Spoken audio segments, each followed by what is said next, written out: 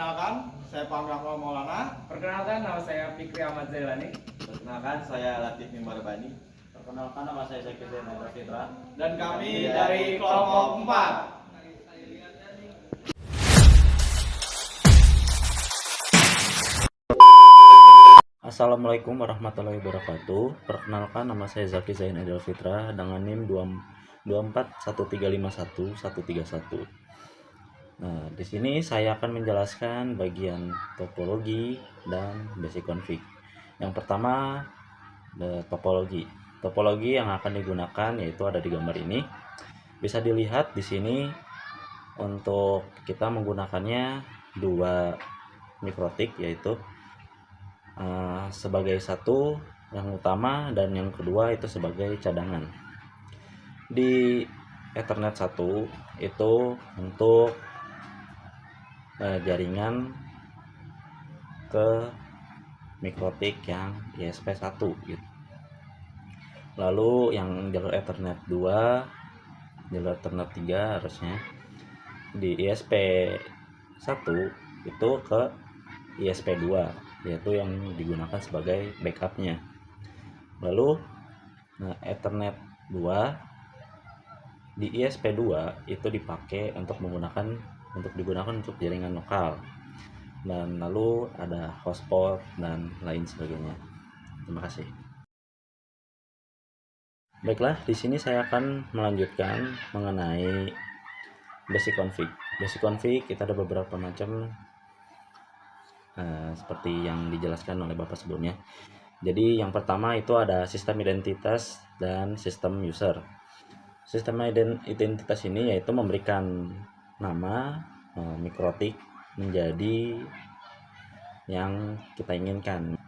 Misalkan identitas si mikrotik kita berikan nama sebagai kelompok 4 misalkan seperti itu. Dan sistem user itu saat login ke mikrotik kita bisa ubah dan kita bisa ganti menjadi yang kita tentukan. Misalkan dengan nama saya Zaki, terus dengan passwordnya 12345. Lalu seperti itu dibuat, langsung lanjut ke tahap berikutnya. Lalu selanjutnya ada interface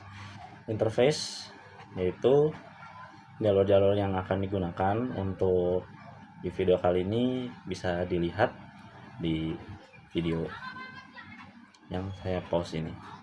Lalu yang ketiga IP DHCP client. IP DHCP client yaitu meminta jaringan internet, yaitu dari jalur Ethernet 1 yang dihubungkan menggunakan mikrotik yang pertama atau ISP1. Dan ISP1 itu menjalurkannya lagi atau mengalirkan lagi internet ke ISP2 yang berfungsi sebagai cadangan intinya.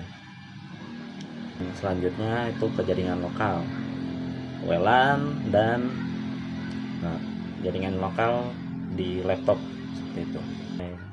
IP address bisa dilihat di video untuk memberikannya, untuk kita berikan alamat IP-nya seperti apa, seperti itu. IP DHCP server yaitu berfungsi sebagai mendapatkan alamat IP yang sudah kita buat. Jadi alamat IP yang sudah kami buat, yang sudah kita buat itu langsung terhubung ke jaringan lokal. Jadi jaringan lokal tidak harus memberikan lagi atau memasukkan lagi alamat IP secara manual atau statik seperti itu.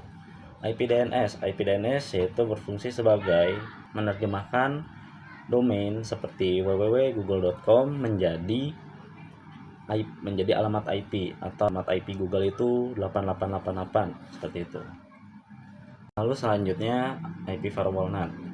IP firewall NAT ini berfungsi sebagai agar jaringan lokal kita bisa dikenal oleh publik.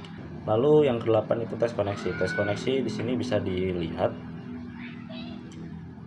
kita langsung ping ke server Google dan di sini sudah berhasil.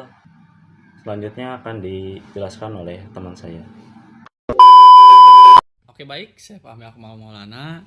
Di sini saya akan melanjutkan materi UAS, yang sudah dijelaskan oleh teman saya sebelumnya. Oke, materi yang akan saya sampaikan itu materi manajemen bandwidth. Manajemen bandwidth itu bisa disebut simple queue. Karena di sini sebelumnya saya sudah membuat materi ini, sudah jadi manajemen bandwidth ini. Jadi saya akan menjelaskan yang sudah jadinya saja ya. Silahkan yang pertama-tama kita ke queue tentunya. Oke, ini queue-nya seperti ini ya. Ya, menggunakan ETA3 client. Terus untuk target upload itu kita pakai sesuai prosedur 5M, dan untuk target downloadnya itu 3M. Ya, seperti ini. Lalu kita apply, lalu oke. Baik. Untuk tadi kan ada target download. Itu target download itu yang dimaksud itu, jadi target yang mau kita download itu kecepatan si target yang mau kita download itu berapa gitu. Tadi ada 1M, 2M, 3M, 4M, 5M. Untuk M itu megabyte atau MB. Kita tadi pakai yang target uploadnya kita pakai 5M sesuai sama di soal. Lalu yang target downloadnya kita pakai yang 3M. Begitu. Oke, untuk penjelasan singkat tentang simple queue, simple queue. Itu simple queue itu adalah fitur yang ada di dalam MikroTik untuk membatasi bandwidth berdasarkan IP address atau interface tertentu. Begitu.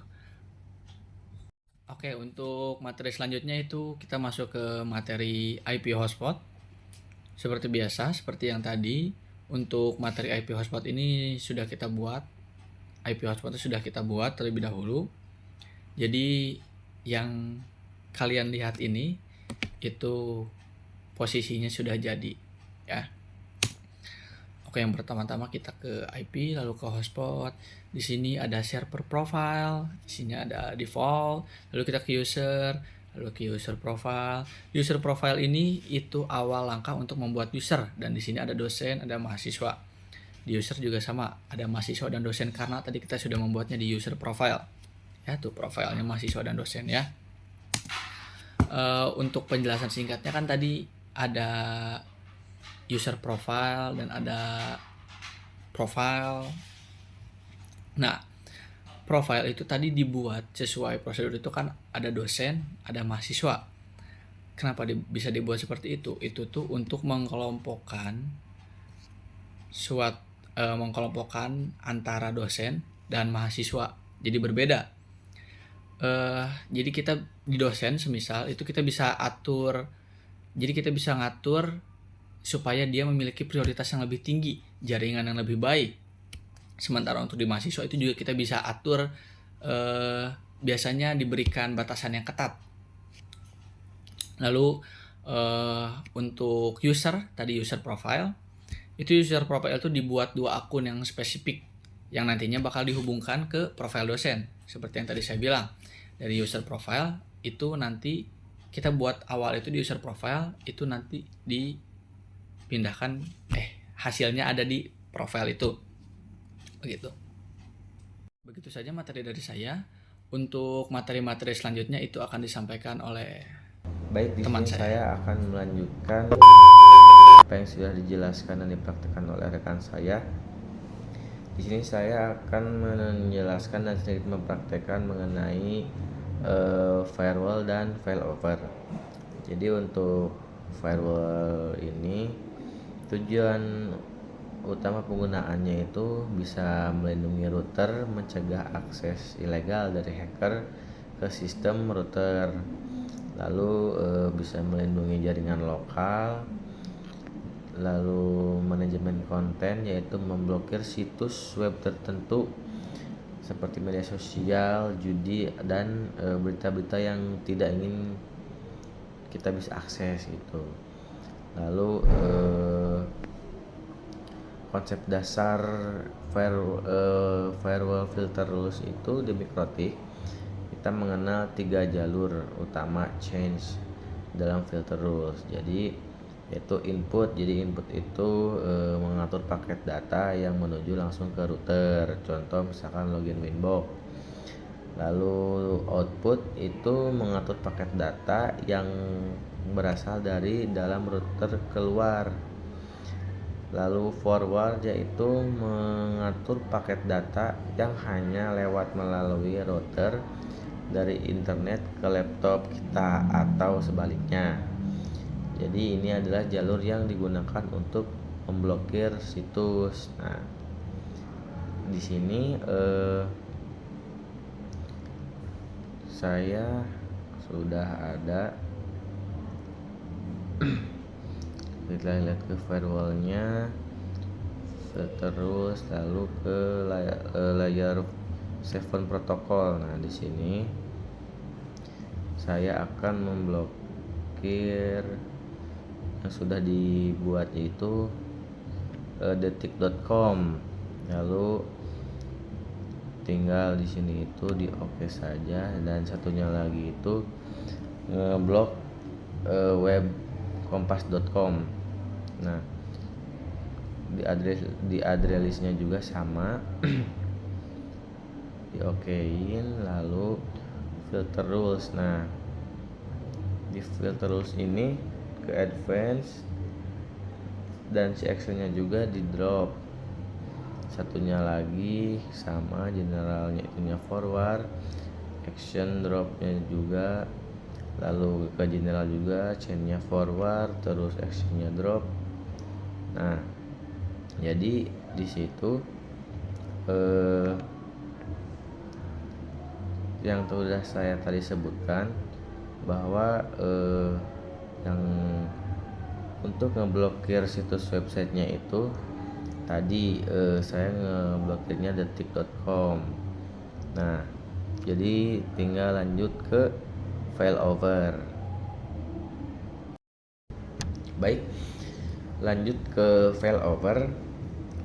Jadi failover itu sebuah sistem jalur cadangan otomatis. Jadi jika misalkan kita memiliki dua sumber internet, misalnya ISPA sebagai jalur utama dan ISPB sebagai cadangan, failover bertugas memindahkan koneksi secara otomatis ke ISPB jika ISPA mengalami gangguan atau mati. Ibaratnya sebuah jalan raya, jika jembatan utama putus, polisi atau router akan langsung mengarahkan semua kendaraan lewat jalan alternatif tanpa Anda harus turun dari mobil untuk memindahkannya sendiri. Dan untuk apa itu failovernya? Jadi menghindari downtime. Internet tidak akan terputus total meski salah satu ISP mati. Nah, jadi kelancaran bisnis sangat penting untuk kantor atau kafe atau server yang besar-besar, karena otomatisasi Anda tidak perlu mencabut pasang kabel secara manual saat internetnya mati gitu.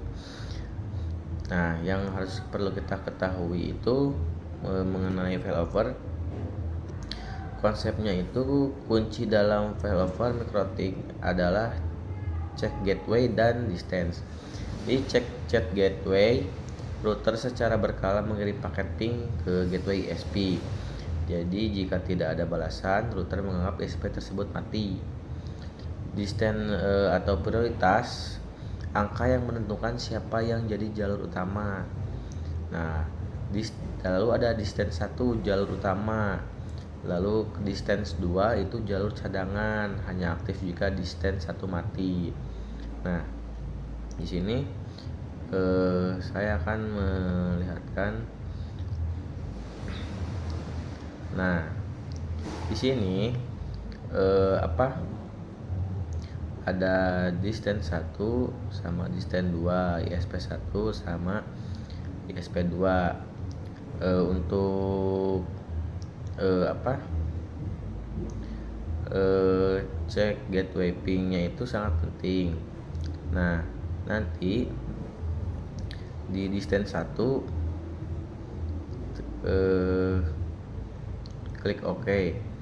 Nah, di distance 2 Jadi kalau semisalnya di stand 2 nya itu angkanya lebih besar, berarti dia atau di stand 2 itu yang menjadi cadangan, seperti itu.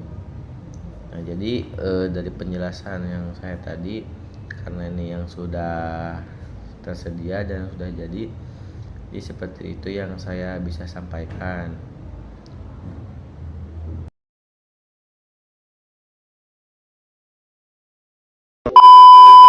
Baik, saya Fikri Ahmad Jailani. Saya akan melanjutkan materi mengenai white shark dan backup and restore.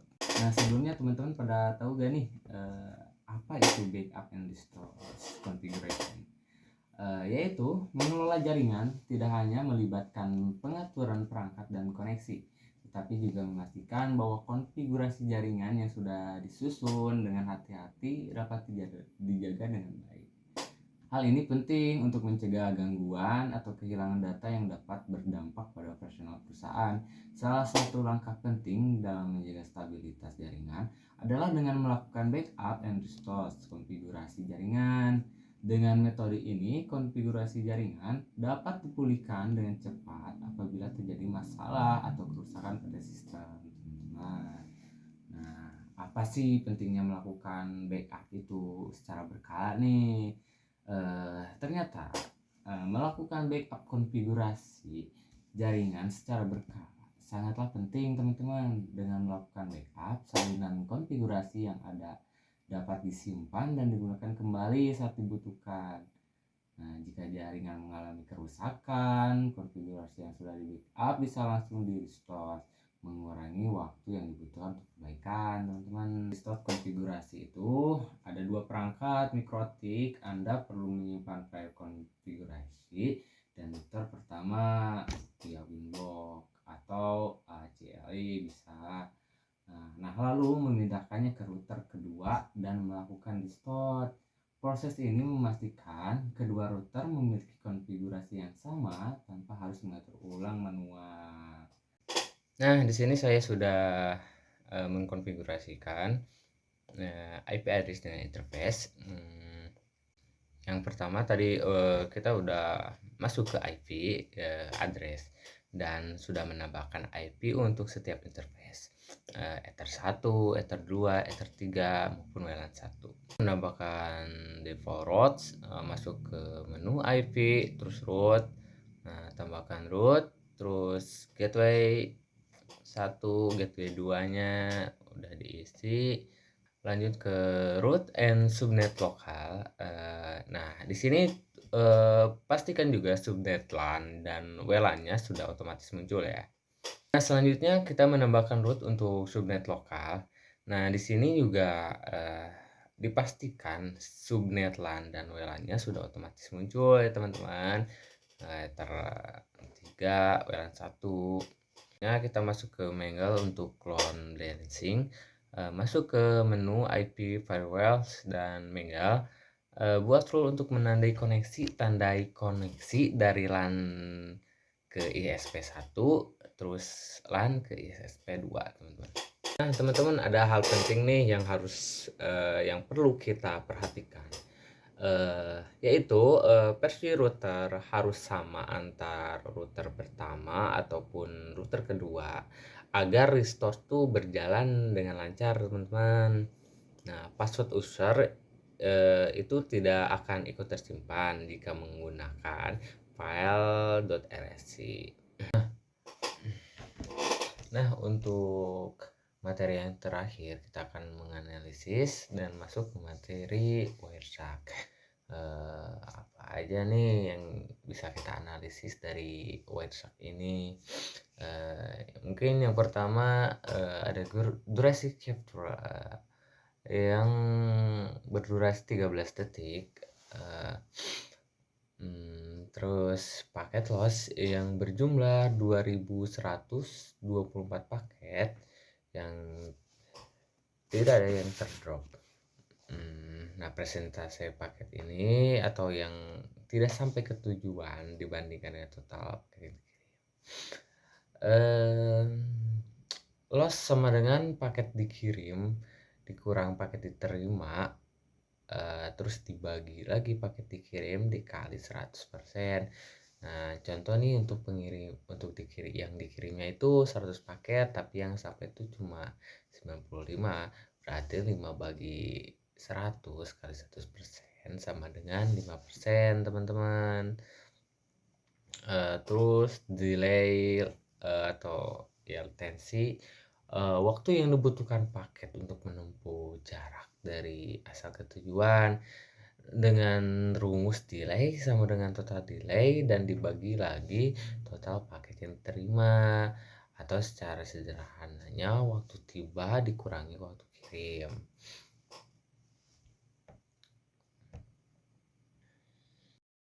Mungkin segitu saja dari saya. Saya mewakilkan rekan-rekan saya juga. Mohon maaf bila mana banyak kekurangan dalam menjelaskan materi tersebut. Karena kita juga manusia. Manusia itu tidak luput dari kesalahan, asalkan kita berani belajar, berani berpikir lebih baik lagi. Terima kasih waktunya. Wabillahi taufiq wal hidayah. Wassalamualaikum warahmatullahi wabarakatuh. Sampurasun.